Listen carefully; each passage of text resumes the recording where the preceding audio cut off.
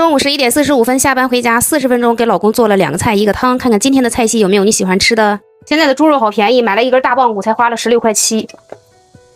加点花雕酒来焯个水，焯水大概5分钟捞出来，然后用热水再给它清洗一下。今天想喝那种奶白色的汤，所以我要用猪油给它炒一下，一点点就行。先来几个姜片，把这个姜片给它煸炒出香味儿，把骨头放进去。给它煸炒的这种表面微微发黄，直接加开水。中午时间比较赶，只能放高压锅里炖。上气儿以后，小火20分钟。家里还有点山药，再不吃就忘了。给它切成段，肉炖熟了再放进去。胡萝卜少来点就行。这个好了，我等不及了，拿水龙头下冲一下。时间充足，你就让它自动泄气比较好。冲的话就比较快，大概30秒就冲开了。炒一下，这个汤就变成奶白色了。把蔬菜放进去，这个时候加点盐，开上盖子，上气儿以后，小火再来3分钟。我这2根茄子呀有点小了，买的，给它切成段，加点盐，给它杀杀水分，拌匀杀水大概10分钟左右。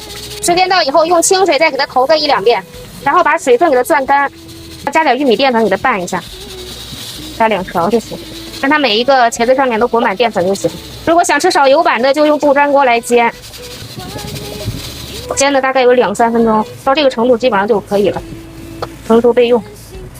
炒菜还是要用铁锅，有锅气。炒肉末我们要把锅烧的热热的，再喷点油，再加点凉油，直接放肉末，跟炒肉一样，静止个2、3秒再去动。肉末不用炒太久，炒太久的话它发硬不好吃，你就看这个油脂变清澈了就好了。然后来多多的蒜末跟葱花，给它翻炒出香味儿，稍微喷一点点花雕酒，生抽味达美来一点，加点老抽，给它翻拌均匀，放茄子，调味加点白糖，来点蚝油、味精、山海鲜，给它翻拌均匀，